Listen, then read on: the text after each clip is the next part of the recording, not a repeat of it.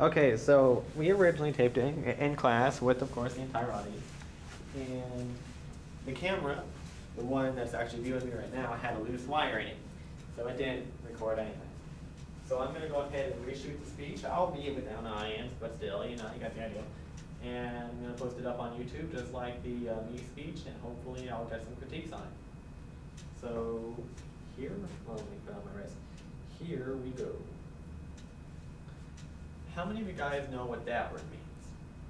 I don't. It's actually kind of a foreign concept to me. And it's that kind of mentality that's allowed me to quite literally live my dreams. So today I'm going to tell you about a trip that I took back in 2007 and how I was able to live my dream. So let's go back to 2007, where I had a dream about going on board the Queen Mary Hotel in Long Beach, California, because my passion is ocean liners, and she's about the closest thing I'll ever get to Titanic. Anyway, I took my trip to San Diego. Well, I stopped in San Diego on a little side trip kind of deal, and I went to see Eleanor. She's my aunt. I had just turned 18 at the time, and on the Greyhound trip all by myself, and she felt that she needed to send me home. I basically looked at her and said, "Watch me," and the next morning, to avoid being in a fight, I went.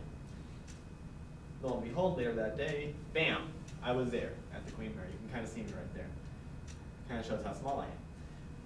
Basically, I was able to not really defy her, as some people would think, but I basically showed her that, you know what, I am independent, I am who I say I am, and I can do what I set my mind to. You don't need to worry, I'm an adult now. That was 2 years ago. I went back last year, and there I am in my stateroom. And I had a new focus that year. I wanted to get into areas, because some of the areas used to be passenger areas that are now closed off to the public because they might be like a storage room or something. Not all passenger areas, but some of them. And so I wanted to get into these areas. Well, after getting about 100 no's, I finally got a yes. So I was able to get into the highlight for that year, the Pig and Whistle. This is the crew cafeteria. You can see original wood paneling, and you can't really see them too well, but original portholes. This is, like I said earlier, the crew cafeteria. It's built into the starboard or right side section of the old second class dining room.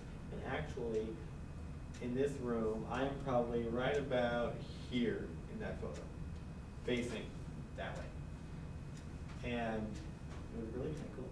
But I went back this year, right? I get there, actually, there I am. And I got into a myriad of rooms, let me tell you.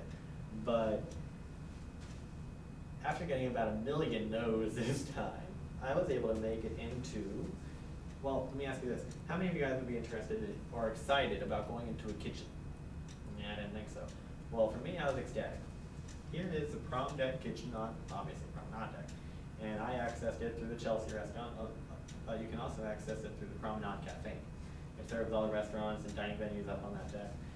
And what you're looking here is actually a view facing forward toward the front of the ship. And this is actually used to be part of the pre-war starboard gallery and the post-war cinema. Now, even though it was completely gutted and changed from what it used to be, it was really, really cool because I knew exactly where I was and I knew what it used to be. It was like I was actually there. And it's one thing to see something, to read about something, see the pictures, hear about it from other people, but when you actually get to go there and you can see it, touch it, feel it, smell it, be a part of it, totally different feeling. Believe me on that, totally different feeling.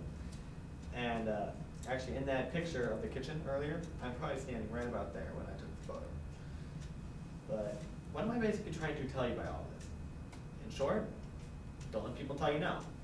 I know. Because if I let, for instance, if I let Eleanor tell me no, I'd probably be standing up here with a completely different story looking like a fool. But because of that whole mindset, I've been able to live my dreams year after year after year. And actually, next year I'm going back to the Queen Mary twice. I'm taking a cruise. And I'm going for my birthday. But basically, for you guys, just do what I do. When you hear a no and you're trying to live out your dream, translate it to not right now. Patience is really key, believe me on that. But that's all you really gotta do. So if you are still dreaming right now, wake up and start living your dreams. That was it. So hopefully, because I did not mess up that time, hopefully, well, I did say once, but you know, eh. Did I stutter? I don't know if I stuttered. I'm gonna have to rewatch this. Anyway, that is my tape, and I hope you all enjoyed it.